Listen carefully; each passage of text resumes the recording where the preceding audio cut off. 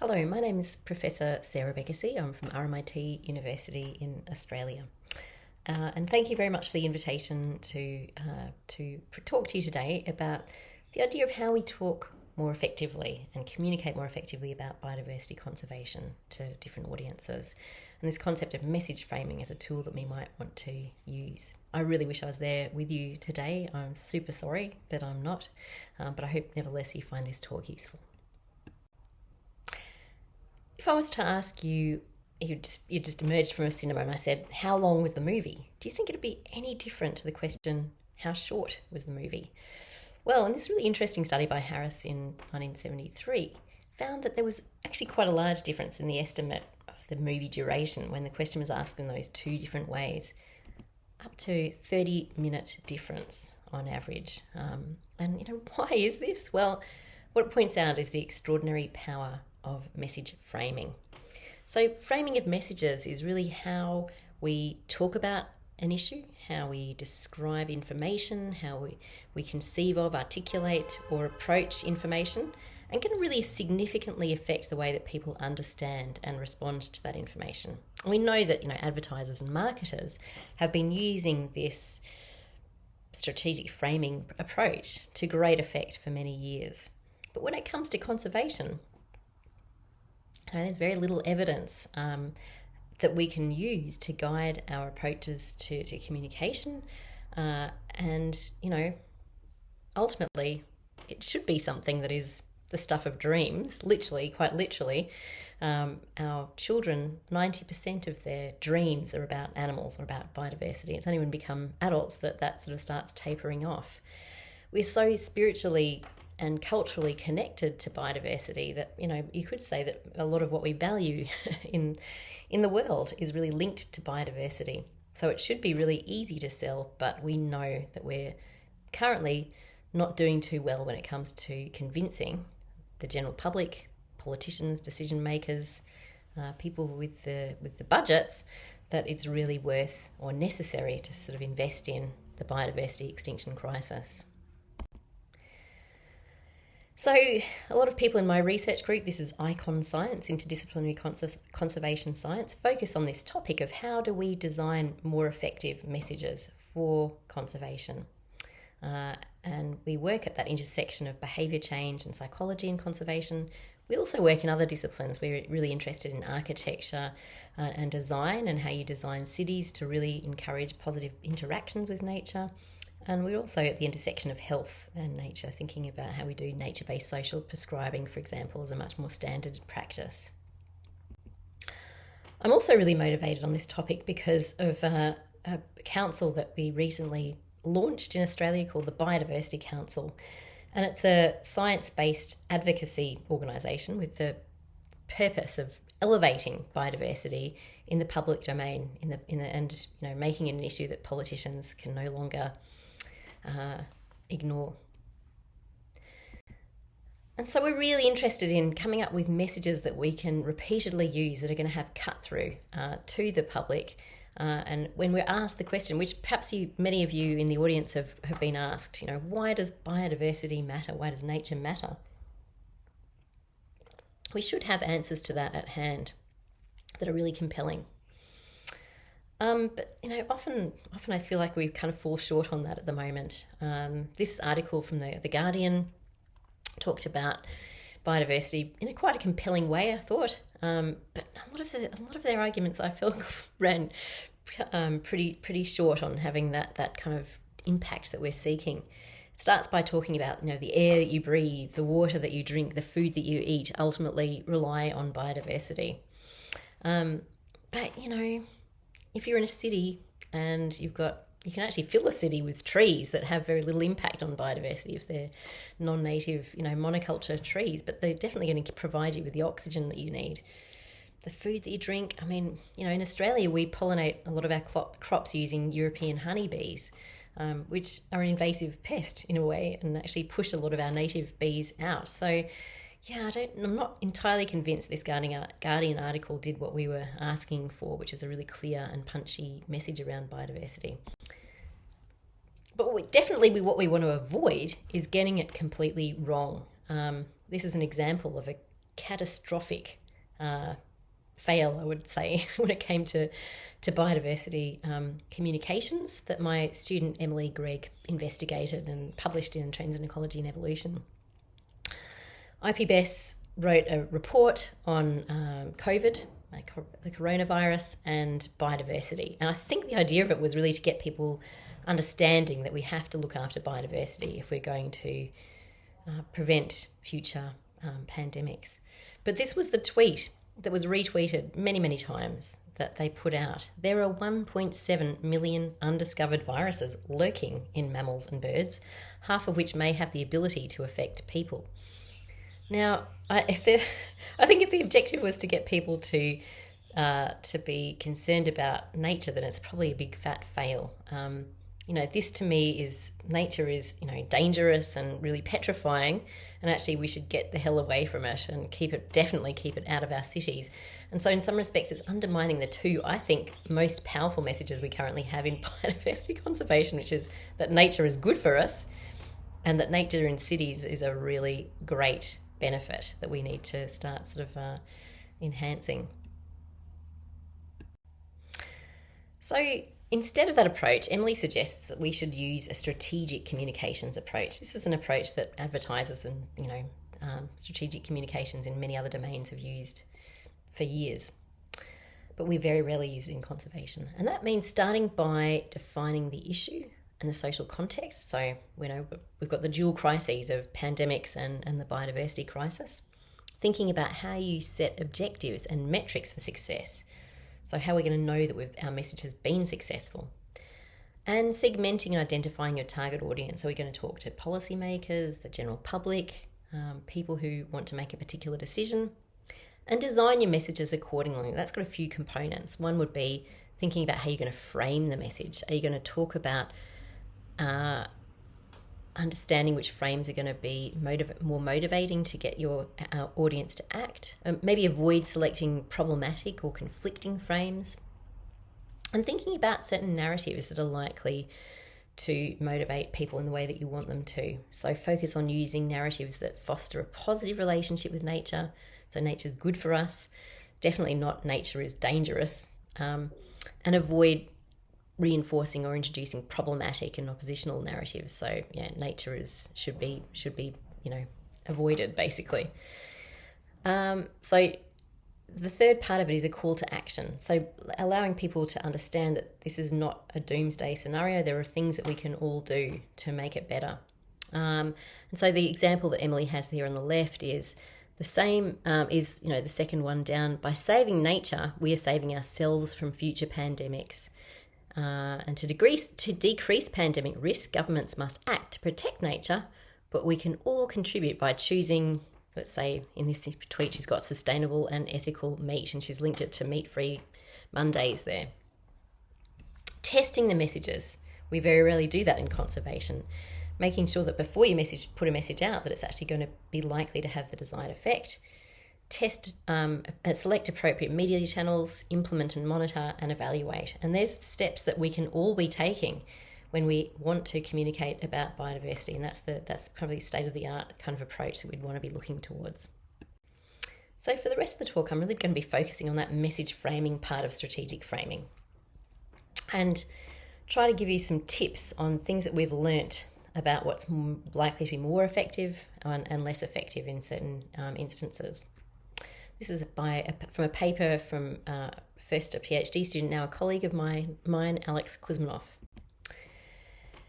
And the first key pointer is that the importance of how you say something is just as important as what is said. You can use the same information in a few different ways and it can have very different impact.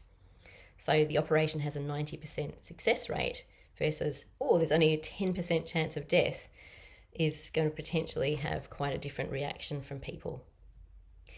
And we know we've got a bit more information about how people react to climate change messages, and we certainly know that information presented about, if you emphasise, say, the personal benefits of taking action on climate change, like the lifestyle benefits, the money savings, for example, then talking about it being a kind of real, a big dramatic change to your life and something that you need to make sacrifices to implement is a much more effective approach to motivating behavioural intentions and to get greater engagement.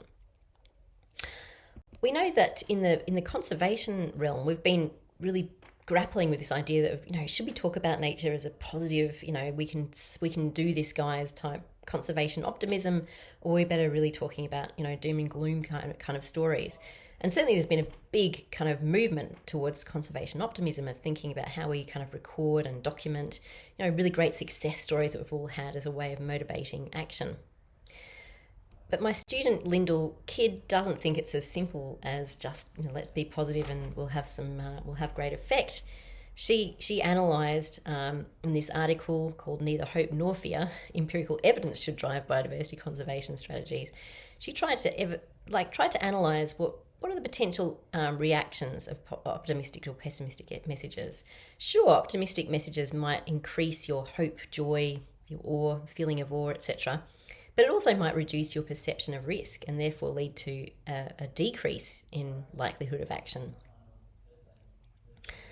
Pessimistic messages, on the other hand, might increase your perception of risk, but also potentially increase your fear and guilt and hopelessness, which might also decrease your likelihood of action. She's followed up with another study that she's trying to get published at the moment that's looking at the idea that it's really important to tie an efficacy statement, so an action that we can all undertake, to all messages. And her kind of current study is probably pointing out that pessimistic messages, negative messages, are quite effective, but they need to be linked to an action statement. So if I wanted to give you one take-home message from today's talk, whenever you're talking to the media about biodiversity, about conservation, whatever it is, and even if you can't think of a really strongly associated action, just say something that people can do personally to be part of the solution rather than just part of the problem. The second key pointer is to try and emphasise what matters to the audience. At times it might be good to talk about biodiversity as a serious environmental problem. Sometimes that might not work, and you might be better off talking about biodiversity as a serious economic problem. Sometimes the messenger may be just as important as the message. We've found, for example, that veterinary surgeons talking about keeping cats indoors as a really kind of important aspect of healthy cats is probably the most effective way of getting people to keep their cats indoors, even if it's a conservation motivation as well. Likewise, thinking about how you can split your audience and segment your audience is also really important. Who are you talking to? Are they more or less likely to be motivated by certain message frames? And on the subject of that, talking about biodiversity as an economic problem, or talking about, on the flip side, talking about the economic benefits of biodiversity, the ecosystem services, has been a very popular kind of communication tool. And it can be really effective with certain audiences. But in this kind of critique of ecosystem services, we talked about the fact that, there may be multiple instances where you're better off really talking about the awe and wonder of nature and why it's so special, rather than necessarily twisting yourselves in knots talking about the services. That Guardian article I talked earlier about actually has a whole paragraph on how spider monkeys are critical because they disperse the seeds of trees that are needed to take carbon out of the atmosphere and therefore prevent climate change. And it's a pretty convoluted story. I think you could probably just say spider monkeys are freaking cool and we should look after them because they're amazing. And that might be a much more effective, I think, communication strategy than tying yourselves into knots with the complicated stories of services that it might provide when you're talking to certain audiences. The third pointer is using social norms. So a social norm is a sort of rule or information about what normal behaviour is in a particular social group. So, we all in the sushi shack, our customers care about nature. That's saying, you're a customer, so you must care about nature. You're tying someone to that social norm. And our customers find the product sourcing information that we provide useful. customers use this to choose sustainably harvested products. So instantly you're saying, if you're a customer in this restaurant, this is who you're sitting next to. These are the people that we have in here. So you're probably going to be choosing sustainably harvested products. So avoiding where you're trying to kind of link people to a negative behavior is something that's common. So this hunger hut, Henry's hunger hut would be, because most of our customers order seafood, even when it's not sustainable, we're now providing sourcing information. That's going to make people think, well, if most people don't worry about the sustainable sourcing, then why should I? Social norms are really a very effective way of creating change. I've put this photo in here of Jana Dielberg, who's our communications expert with the Biodiversity Council, and she doesn't really like this picture because she thinks it looks like her hat is she's wearing her cat like a hand puppet. But nevertheless, we've used it lots of times in our communications. We're talking about the social norm of keeping cats indoors so that they're not going to be out, ravaging your wildlife in your local environment. And, if you're a responsible cat owner, then you keep your cat indoors is the kind of social norm that we're trying to establish. And I think it's actually working. A lot of councils in Australia now banning cats outdoors. Another key message is thinking about psychological distance. So when something is when the psychological distance is large, so how distant you feel from the issue, then you tend to think of it more abstractly and you may be less motivated to take action. So if you can emphasize that a problem is going to affect people very much like you, it takes place nearby, and it's likely to occur sometime soon, they're the ways of really reducing psychological distance.